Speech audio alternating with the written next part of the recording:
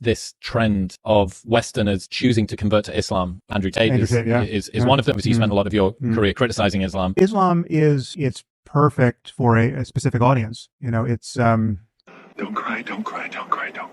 It's a explicitly macho religion. With Christianity, you have to pretend to be happy to be losing. So it's all going to be fucked up for the longest time. With Islam, there's an expectation that they're going to conquer the world. You're a kind of spiritual James Bond, right? Like, so you get all the tools. Like, it's not this boring, I'm pretending to just, I'll turn the other cheek, thank you, sir. Can I have another? And where it's a high T religion.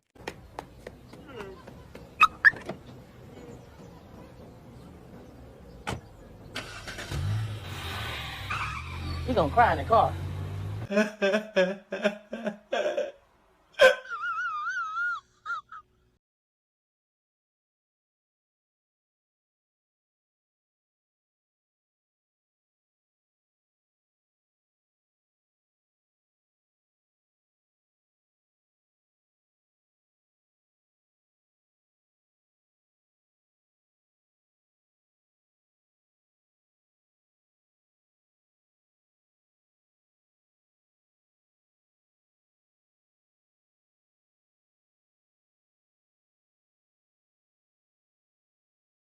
And said, "O messenger of God, is there any kindness left that I can do to my parents after their death?"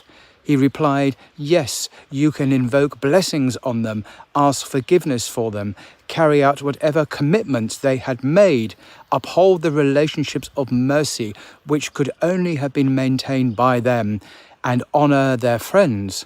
Hadith from Abu Dawud. And Akbar ibn Ammar related that the messenger of God, upon whom be peace, said, "These lineages of yours do not make you superior to anyone. You are all human. No one has superiority over another except in piety and consciousness.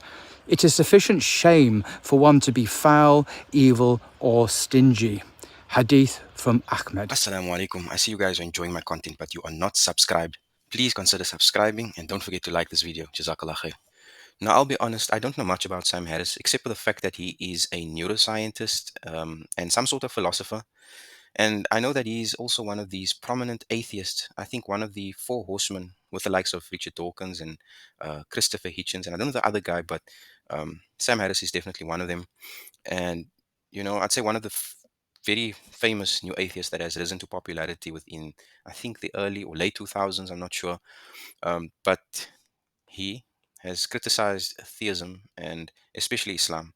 And, one might even consider him an Islamophobe. Now, in essence, as you can see from this clip, he's definitely uncomfortable about admitting that Islam is becoming stronger and more popular amongst people who would rather not expect to be really motivated by or even be interested in religion, never mind Islam.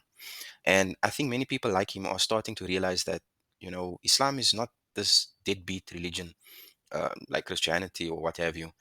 Islam is standing firm in a world where secularism and liberalism is the dominant force and has captivated people to the point where they don't have really this alternative value system or alternative idea of how life should be lived.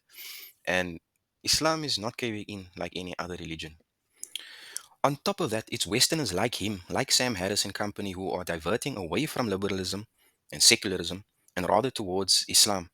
And so I think it's high time that we Muslims start embracing our identity and be proud that we are Muslim. Not because the Westerner is drawing close to Islam, but because we had this superior value system the entire time. We had the truth the entire time. It was only due to these few hundred years of Western imperialism and colonialism that subjugated us into this inferiority mentalities and complexes where we didn't want to challenge the value systems of the West. Now, don't get me wrong, the Westerner coming to Islam is great. It's a good thing. Islam is growing, but I wouldn't consider this some sort of a success story. I think if you really look at it, could be a form of inferiority complex or a position of inferiority complex, to have the dominant people embrace our way of life. So no, Islam would have stood firm regardless of their realizations or not. It's only a benefit to themselves for whoever embraces Islam. Islam was the truth, it is the truth, and will be the truth. Would you sacrifice your life for Pakistan? I can sacrifice my life for Islam. Takbir! Takbir!